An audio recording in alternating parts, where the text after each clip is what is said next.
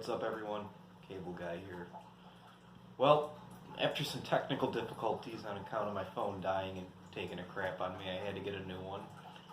And as you can see, the video quality is a little bit better from the old one I had. And let's just keep this going. So, man of my word, I said if we got to 100 followers, I would tell you all about the time that Justin Credible hazed me.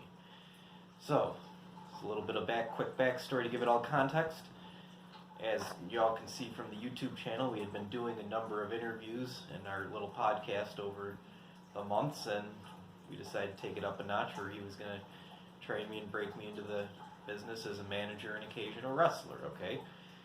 So that required me having to drive out to Connecticut, so did that, booked a hotel, rented a car, jammed down out there, alright? I get there, and after I check into my hotel and get all settled in, he gives me a shout and tells me to head on over to his house. So I'm like, okay.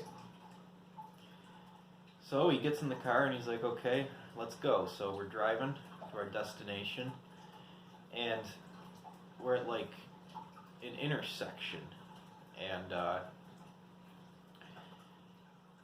he has his eyes closed, just resting his eyes, sitting in the passenger seat next to me, and he starts the conversation about, just something about life.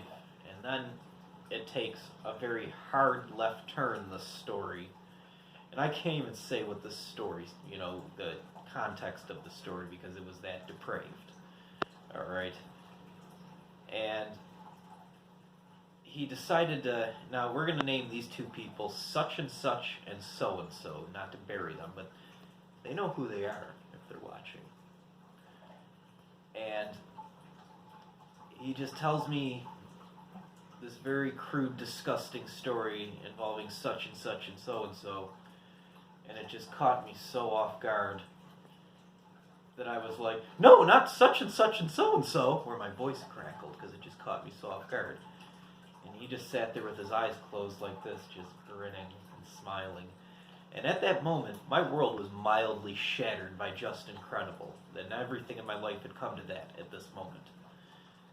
And it was mildly shattered. And he took some pleasure, and I know it gave him some pleasure in doing it. Okay, so fast forward, if you listen to the interview, he ended up coming and crashing at the hotel room I was at the Marriott, because I had the presidential suite just by chance. And he came over, him, Jill, his son Christian. We all hung out, ate pizza, chatted it up. We attempted to do an interview. It didn't work out so well. We'll talk about that another time. And we all went to bed. But when I woke up the next morning, and he knocked on the door and said, come on, let's go, I felt like I belonged. So, there you have it.